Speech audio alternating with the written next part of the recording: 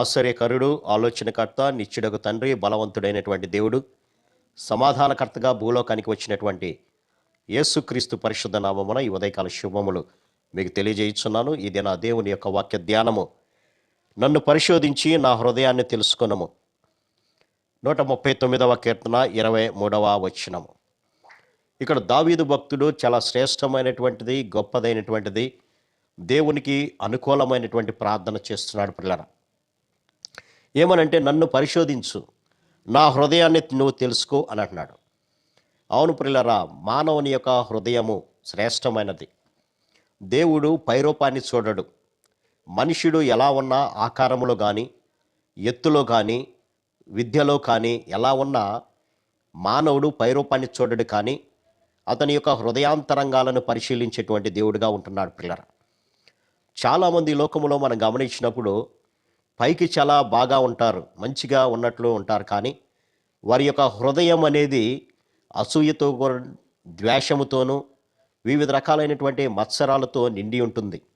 అందుకనే పైరూపాన్ని ప్రభు లెక్క పెట్టడు, కానీ హృదయాన్ని బట్టే మానవునికి తీర్పు తీర్చడం అనేది కానీ, హృదయాన్ని బట్టే దేవుడు ఇష్టపడటం కానీ జరుగుతుంది. పిల్లరా, అందుకనే సౌలు తర్వాత రాజుగా ఎవరిని ఎన్నుకోవాలి అన్నప్పుడు దావీదు తండ్రి అయినటువంటి యెషయా ఇంటికి వెళ్ళినప్పుడు నీ కుమారులను తీసుకురా అన్నప్పుడు, పెద్దవాడు వచ్చినప్పుడు అబ్బో ఇతడేనేమో చాలా ఎత్తుగా ఉన్నాడు, అందంగా ఉన్నాడు, దేవుడు ఇతన్నే ఏర్పాటు చేసుకున్నాడేమో అనుకున్నాడు. కానీ సమూయేలు, దేవుడు సమూయేలుతో మాట్లాడుతూ నేను ఏర్పాటు చేసుకున్నది ఇతనిని కాదు. మనుషులు పైరూపాన్ని చూచి లక్ష్య పెడతారు, కానీ నేను హృదయాన్ని లక్ష్య పెట్టేటువంటి వాడను అని అంటాడు. అంతేకా అని అతనిని తిరస్కరించి కడపటి వాడైనటువంటి దావీదు యొక్క హృదయము దేవునికి ఇష్టమైనటువంటి రీతిలో ఉంది కాబట్టి దావీదును రాజుగా ఎన్నుకున్నాడు ప్రభు. కాబట్టి ప్రభు యొక్క దృష్టిలో హృదయాన్ని పరిశీలించేటువంటి వాడు. అందుకనే ఇర్మీయా గ్రంథంలో గనక మనం గమనించినప్పుడు హృదయము అన్నిటికంటే మోసకరమైంది, అది ఘోరమైనటువంటి వ్యాధి కలిగిందిగా ప్రభు గమనిస్తున్నాడు. పిల్లరా, దానిని గ్రహింపగలిగిన వాడెవడు అని అంటాడు. ఒకని ప్రవర్తనను బట్టి, వాని యొక్క క్రియలను బట్టి ప్రతీకారము చేయుటకు యెహోవా అనేటువంటి నేను హృదయాంతరంగాలను పరిశీలించేటువంటి వాడను అని అంటాడు. కాబట్టి మన యొక్క హృదయము దేవునికి ఇష్టమైనప్పుడు మనము దేవుని యొక్క దాసులుగా ఉంటాం. అందుకనే ఇక్కడ దావీదు కూడా, అయ్యా నీవు పైరూపాన్ని లక్ష్య పెట్టేవాడు కాదు, కానీ హృదయాంతరంగాలను నీవు పరిశీలించేవాడు కాబట్టి నన్ను పరిశోధించు, నా హృదయాన్ని పరీక్షించు, నీకు ఆయాసకరమైంది, నీకు ఇష్టము లేనటువంటిది, నీ మార్గము కానటువంటిది, నీ ఆలోచన కానటువంటిది, నీ ప్రవర్తన కానటువంటిది నాలో ఉంటే నన్ను పరిశోధించు.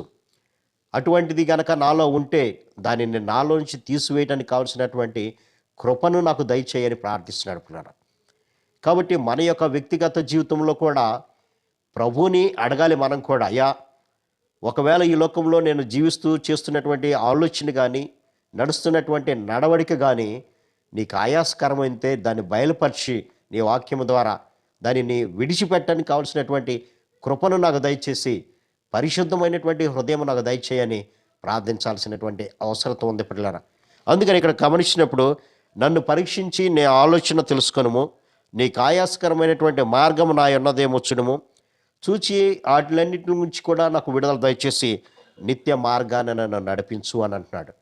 కాబట్టి మరికొద్ది దినాల్లో మనమందరం కూడా క్రీస్తు యొక్క జన్మదినాన్ని జరుపుకోబోతున్నాం. క్రీస్తు ఆనాడు బెత్లెహేములో పశువుల పాకలో పుట్టాడు అంటాం కాదు, కానీ ఈనాడు మన యొక్క హృదయాల్లో క్రీస్తు పుట్టాడా లేదనేది గమనించాలి. క్రీస్తు పుడితే అతని యొక్క జీవితము మారిపోతుంది. ఎవడైనాను క్రీస్తునందున్న ఎడల వాడు నూతన సృష్టి, పాతవి గతించెను అని అంటాడు. కాబట్టి మన యొక్క హృదయం కూడా నూతనంగా మారాలి. సమస్తమైనటువంటి వెర్రవీగుతనం కానీ, దుష్టత్వం కానీ వదిలిపెట్టి క్రీస్తు మన పట్ల చూపినటువంటి ప్రేమ, తను తాను తగ్గించుకొని ఈ లోకానికి వచ్చినటువంటి ప్రేమను మనం కూడా కలిగి ఉండి అందరికీ క్రీస్తు ప్రేమను పంచిపెట్టే విధంగా మన హృదయాలు మారాలని ప్రభు ఆశపడుతున్నాడు. కాబట్టి దినవాక్య ధ్యానం ద్వారా మన యొక్క హృదయాలను పరిశీలన చేసుకొని ఆయాస్కరమైనది తీసివేసి ఒక నూతనమైనటువంటి హృదయాన్ని నాకు దయచేయని ప్రార్థన చేద్దాం. తద్వారా దేవునికి ఇష్టమైనటువంటి హృదయాన్ని కలిగి ఉండి ప్రభు రాకడ వరకు నమ్మకంగా ఉందాం. అట్టి కృపా పరిశుద్ధాత్మ దేవుడు మనందరికి దయచేయని గాక. ఆమేన్. ప్రార్థన. సర్వశక్తుడా, ప్రేమ గల మా తండ్రి, మీరు ఇచ్చినటువంటి కొద్ది మాటలు బట్టి మీకు వందనాలు తండ్రి. ఆనాడు పశువుల పాకలో కాదు కానీ ఈనాడు మా హృదయంలో మీరు జన్మించడం ద్వారా మీ ప్రేమను మేము పొందుకొని, మీ క్షమాపణను మేము పొందుకొని, అనేకులకు మీ రక్షణ సువార్తను ప్రకటించేటువంటి భాగ్యాన్ని, అనేకులకు మీ ప్రేమను చూపించే భాగ్యం ప్రతి బిడ్డకు దయచేయమని, తద్వారా నిత్యమైనటువంటి మార్గంలో మమ్మల్ని నడపమని యేసుక్రీస్తు అతి శ్రేష్టమైన నామమున అడిగి వేడుకొంచున్నాం తండ్రి. ఆమెన్. God bless you.